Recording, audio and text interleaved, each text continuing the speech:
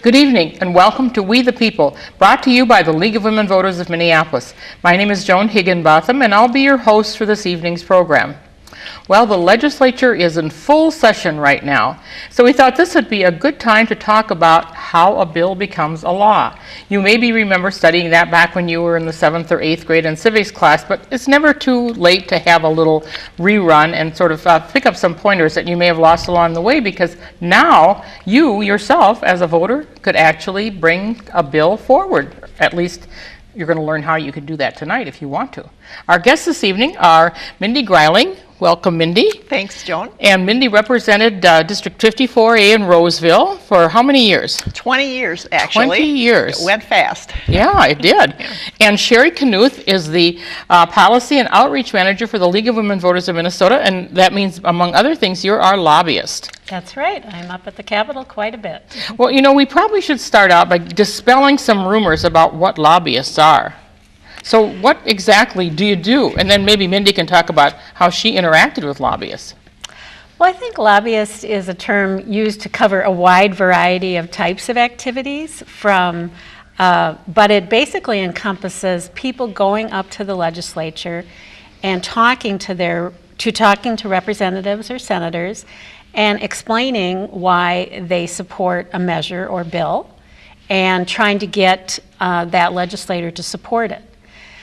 You know, we often hear the term used kind of in a derogatory manner because there are many lobbyists who are paid quite a bit, and they're paid by maybe large corporations, but a lot of lobbyists are employed by small businesses, trade associations, nonprofits such as League of Women Voters, and even citizens can be considered lobbyists, really, when they go up to the Capitol and ask people to support certain legislation. Now, I suppose it came because you oftentimes you do literally stand in the lobby outside the chamber and try to buttonhole somebody. Yes, and actually, that's one of my worst.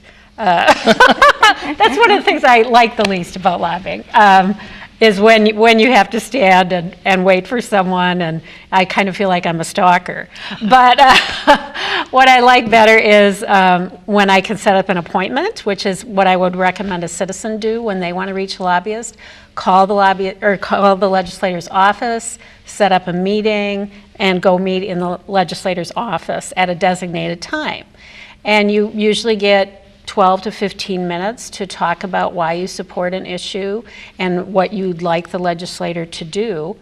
But then there are occasions when things get really very busy at the Capitol and you might be trying to catch a legislator as he or she leaves a committee hearing, or when they're outside in the lobby, as you said, of the House or Senate chambers. Well, you're on the other end of this and you're rushing from one meeting to another and some person is tugging at your sleeve. And then they feel like a stalker. The beginning of session, where everything is so much more rational, is when you have time for those 10 or 15-minute appointments with the rational groups and so forth. But as you get further into the session and everything is so speedy, then lobbyists often are, they say, this is what they say, can I walk with you? And that means they're going to follow you until you get to wherever you're going and keep talking and bending your ear the whole time that you're walking. And when you're on the House floor, they send in notes and then they want you to come out and talk with them. And sometimes you just are too busy to even do that, but you try, to get out there. But I think the best role for lobbyists is to provide really good information, and certainly the League of Women Voters does that. And good lobbyists will tell you both sides of the issue. If they'll say, okay, this is your position, what do you think the opponents will say? And so then they just give you good information. But the more they're paid, the more they're present, and they can be there in the middle of the night, and usually the citizen lobbyists aren't there. So the high-paid lobbyists do have a lot of power. Sometimes some legislators, some governors let them in the room when final deals are cut, before they get around to the public part of things. So lobbyists are a variety of cats and usually very informative, and they have to be honest or they quickly burn out. They have to have some kind of integrity or they lose their clout, which I'm sure you've... Right. I feel my integrity is the main thing I'm operating on up there, and the league's integrity, really. And also I want to mention, even like last week when I was at the Capitol trying to get a meeting with a legislator, a common response was he or she is only meeting with constituents right now. So sometimes a constituent can get a door open even when a paid lobbyist cannot, because that's who the legislator is elected by, and wants to be responsive to that person. Yep, and that's really one of the things that we really want our viewers to know, is that you have a lot more power as a voter than many people, and then in some cases than the lobbyist. That's right. Well, now I know that there have been citizens who have just said, gosh, I want this to be changed. And they have an idea for a bill. And it is possible to do that, isn't it? It is. In fact, it's always a good thing to be able to say, my constituent brought me this bill, or the League of Women Voters brought me this bill. Or, if you have a group that's respected, then that's a good thing to say when you introduce a bill as a legislator. But a constituent has the most power of all, and so the best and most powerful combination is if a group can bring a constituent or two, and then they've really got your attention if it's a group you like and they have constituents involved. This year, some people may be aware that Concordia College students, brought forward a bill, and they're working with legislators. They studied in their class, and they've gotten media attention, trying to get rid of those little cards that legislators have. If they have a drunken driving charge or any charge during session, they don't have to pay the piper till after session. And those students think, why should legislators be any different than anyone else? And they're having a lot of success. Whether they pass their bill or not remains to be seen. And I know oftentimes school children have been the ones that have put those like state fruit or state tree muffin, and so which is a nice thing. It's a good way to learn about government. Well, Absolutely. so the person comes to you, and now I think the other thing that you said, constituent and a group of people. How about coalitions? Does the league get involved in working is that helpful or is it difficult? Yes. Yes and yes. The League of Women, yes and yes is right. The League of Women Voters is very active in a couple coalitions pursuing different democracy reform agendas or other policies that we've studied and decided we want to pursue. For instance, we're a very active member of the Voting Rights Coalition, which tries to make sure that the voting process remains open and accessible for all citizens. And a coalition might work to advance a bill, or it might work to prevent legislation from being enacted. And the Voting Rights Coalition has played both roles. And a coalition can be really, really powerful at the Capitol because you can bring together voices from different parts of the state and community. For instance, a bill we worked on this session has faith organizations, good government organizations, law enforcement organizations, all supporting it. And when you can bring those people together and let the legislators know that you have this broad-based support, it really helps them understand the support for the bill in the community and the various reasons that organizations might support a bill. When you're looking at a piece of legislation, Mindy, what do you look at to sort of say, okay, this is something I can really get behind? Well, if I know the issue, then I have a pretty good idea. I have my own opinions. But when legislators don't know the issue, or they could go either way, because usually there's not a right or wrong answer about legislation. It could be, depends on how it gets amended or this or that. So to look and see who is supporting it, who is in a coalition, how many groups want it, that is powerful. I strongly agree. And sometimes it's good to have, it's always very good to have groups in your coalition that legislators might be a little bit afraid of, and that would be groups that keep score.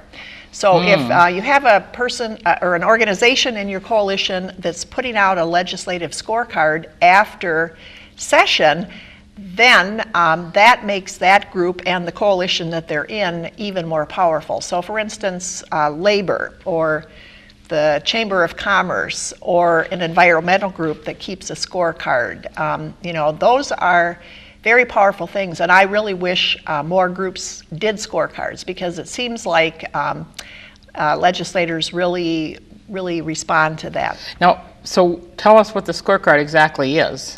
Well, after session, the groups just pick out key votes, maybe 10 votes or 20 votes or even 5 votes, and they, put down every single legislator and how did they vote, and then they publicize that to their members, to the public, and that's a very sought after thing if you want to be an environmental legislator or a good government legislator or that sort of thing.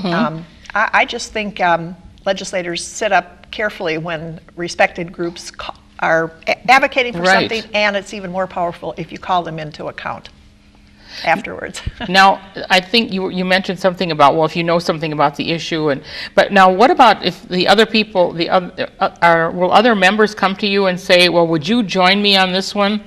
Definitely. The most powerful lobbyists are other legislators because in addition to coming with, information, they also come with chits to trade. The legislature is a complete game, and you all have a certain amount of cachet and chits in the game, or chips, and so if you want someone to be voting for your stuff, and you never vote for their stuff, then they're not very inclined, unless it's an issue that others have persuaded them on, to care if they vote for yours. So you really like to get along with people. Legislators become friends, and so if they can come with good information and tell you why they really want it, because it's personal for them, or if it's their constituent and here's a story. Representative Carly Moline this year has a constituent who has one of those children with the epilepsy seizure, so hence she's the chief author, and maybe she has other reasons too, but of medical marijuana. And it's hard to face her, I'm sure, for legislators, whether they want to vote for legalizing marijuana for medical purposes or not, because she has tears in her eyes over her own constituent's very ill child. And so legislators, if your own legislator is convinced, sic them on other legislators whose votes you need, and if you can tell your story to them, they can help you because they're powerful with their colleagues. Now, the other thing I was just thinking about is that now you have been up there, Sherri, and I bet that bill has gone through 3 or 4 or 5 different committees.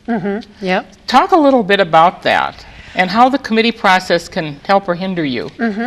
Well, the legislature in each body, both the Senate and House, they have set up a series of deadlines to meet for their own work, so that things don't pile up, so they can work things methodically through the session. And the first deadlines relate to policy bills, which are bills that might change something without having a financial impact on the state finance. And then after the policy deadlines come finance deadlines. And then, well, I'm not sure if there's actual deadlines for the floor. I've never encountered that, but things can be moved around in the Rules Committee to suit their purposes. But a lot of times citizens are very involved, and groups like the League are involved very heavily at the policy level, where we're advocating for a policy for change. An idea more than anything. Yes.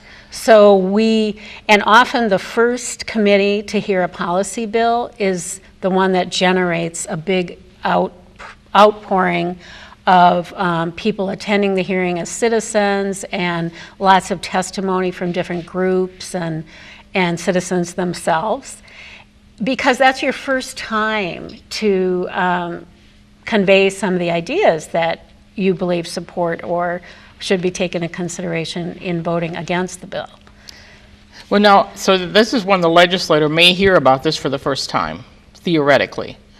And so then you can get rid of this bill at that very point, can't you, if you decide not to advance it? It can be killed in a committee, but things can pop up again in other ways, through amendments or something like that. But usually, if you're following Government 101, if a bill doesn't make it out of committee, then it really should be gone for the session. But there's other maneuvers that can be done. But it really is important, if it's not a bill with powerful advocates, that it make it through committees. And now I have this feeling that sometimes it can be directed to a committee that's more friendly or less friendly. When a legislator is having a bill drafted and working with staff, the first line of the bill of the little summary at the top will say what committee it's going to.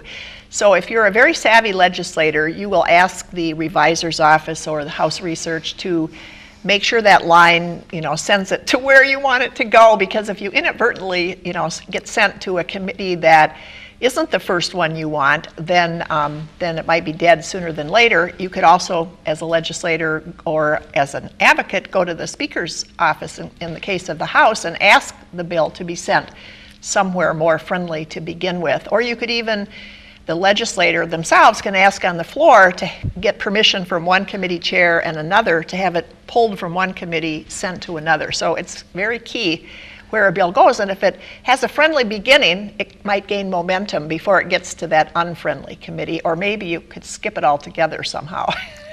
But really, the preparation, advanced preparation, has got to be key for this whole thing. You have to really get your ducks in a row. If you start out naive, if you're a brand new legislator and you really don't know where to turn and you're not getting good mentoring, or you're brand new citizen lobbyist, there's lots of ways for you to be done in.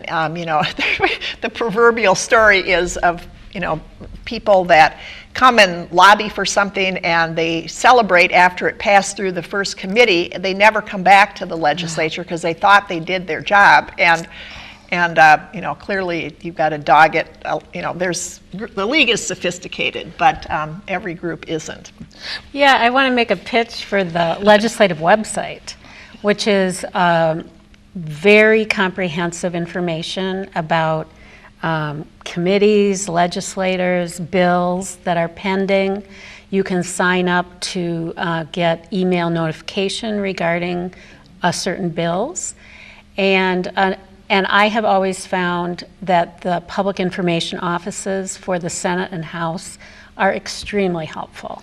And I would not, if I cannot find something, I don't hesitate to call them. And I think there's also pages on the website that help you navigate. Mm-hmm. So in addition to trying it and looking at the help sections, you can also give a call and say, I can't figure this out, can you help me?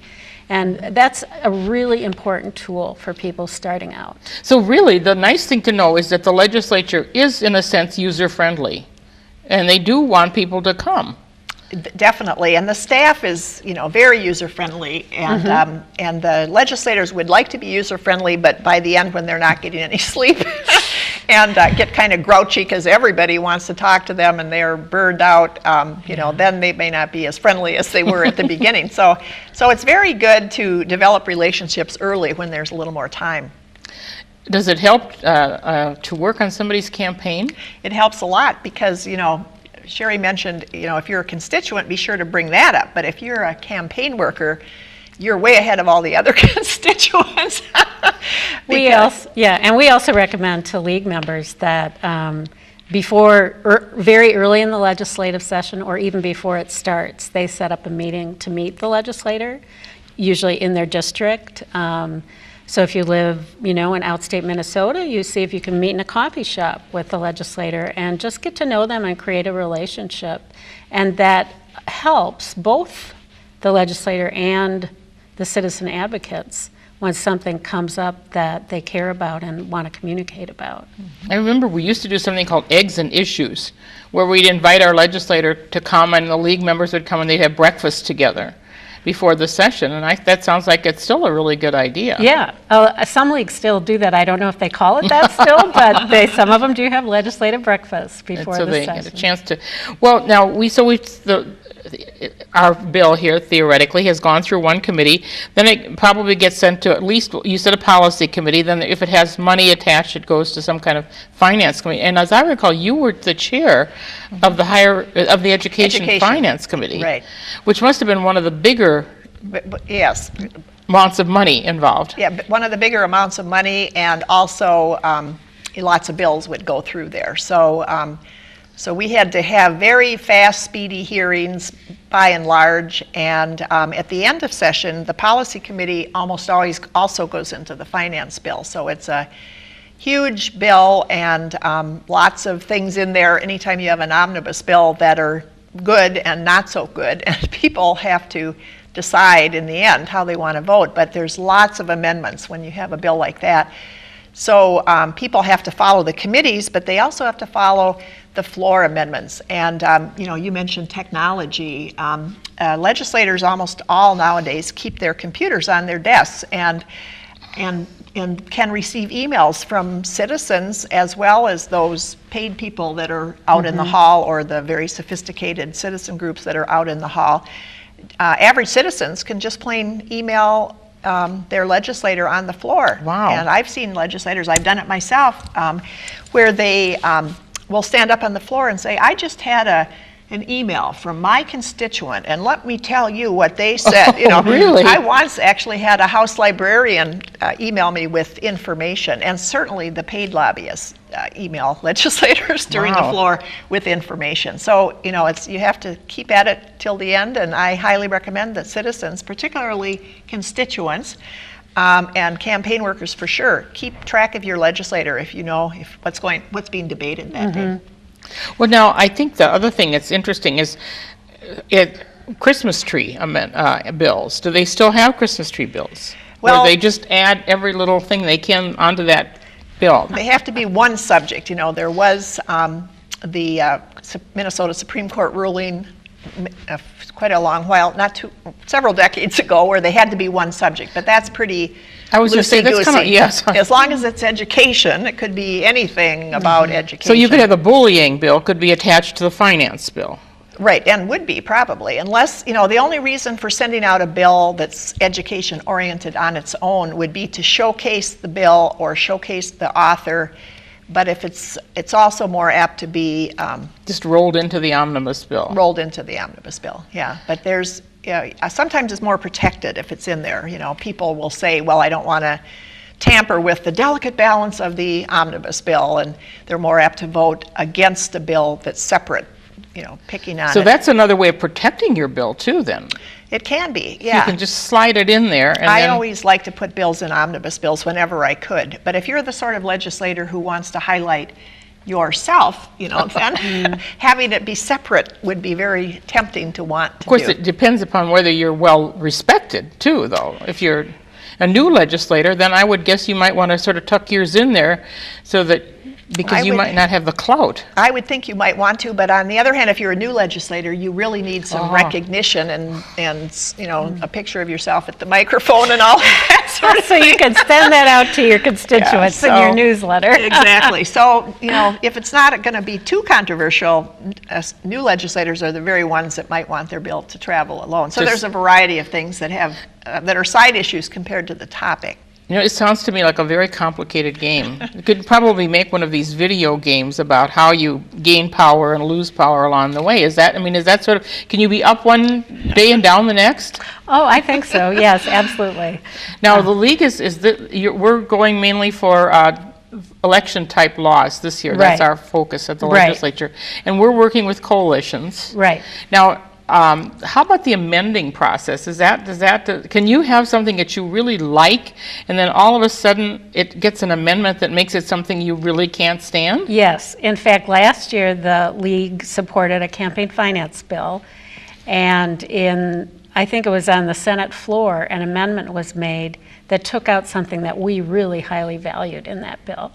So what went through maybe made some improvement, but it wasn't the guts of what we wanted. Amendments can happen along the way, and in committees, on the floor, in what's called conference committees, where the Senate and House members work out differences between their versions of the bill. And so, you have to stay on top of it throughout the process. Well, now, so let's say our little hypothetical bill here gets toward the end. Now, Sherri mentioned conference committees. That's if you pass one version in the House and one version in the Senate. And then the conference committee is either 3 members from the House and 3 from the Senate, or 5 of each, depending on the size of the bill. And then those members have a lot of power because they get to figure out what the final bill is going to be, and they may or may not take testimony in the conference committee on various issues as they wish and as they have time for. But why they're so powerful is because when they bring the bill back to the Senate floor or the House floor, no one can amend it. Then it is just up or down. And so, very few legislators want to vote against the education bill. And so whatever those legislators put in it is quite often, especially if it's their own party, quite often can get by. Last year, the legislature, in one sort of benign bill, repealed the gift ban law that I worked on very hard, actually with Joan here, our moderator, in my first term in the legislature. But it was in a bill that needed to pass, couldn't be amended. It came back from conference committee. The Senate had put it in. And so now people have to work this year to get it repealed again. But it just got put in a conference committee. Right. Not too many people probably wanted it, but they might have happened at midnight, too. Yeah, or early morning. And they didn't want the whole bill to go down. So that's the power. A lot of power resides in the conference committees. Yeah, as a lobbyist, I like to attend the conference committees. Even if there's no testimony taken, wear my league button, yes. Make sure they know I'm in the room watching what's going on. Very smart. It does make a difference. It does make a difference. Well, we're coming to the end, but I just want a quick, why should a woman run for office? Well, because we're more than half of the population and we're not well represented. The legislature is still only, about a third women, and that's, I think women tend to be more team players and work together and be collegial, not quite so partisan. There's exceptions, but women need to have their voices heard the same as men, and they have to run and be at the table to do that. And? I think the League of Women Voters is an excellent training ground for women to learn the leadership skills if they're interested in running for office or if they're interested in other ways of affecting how our government and society work. I believe you have an example sitting right next to you. I do. I would never have joined the legislature had it not been for pushing by my League colleagues and my getting involved in League at all to meet those women. So it is a lot of things that you could have learned tonight, a little bit about how a bill becomes a law, but even more important is that you as a citizen can have a real impact, either as a citizen, as a lobbyist, or even maybe as a candidate for office. So we hope you've learned something tonight, and we are glad that you joined us on We the People. Our guests this evening were Sherri Kneith, who is with the League of Women Voters, Mindy Greiling, former representative from Roseville. So thanks for tuning in to the We the People. This is Joan Higinbotham saying good night, and join us again.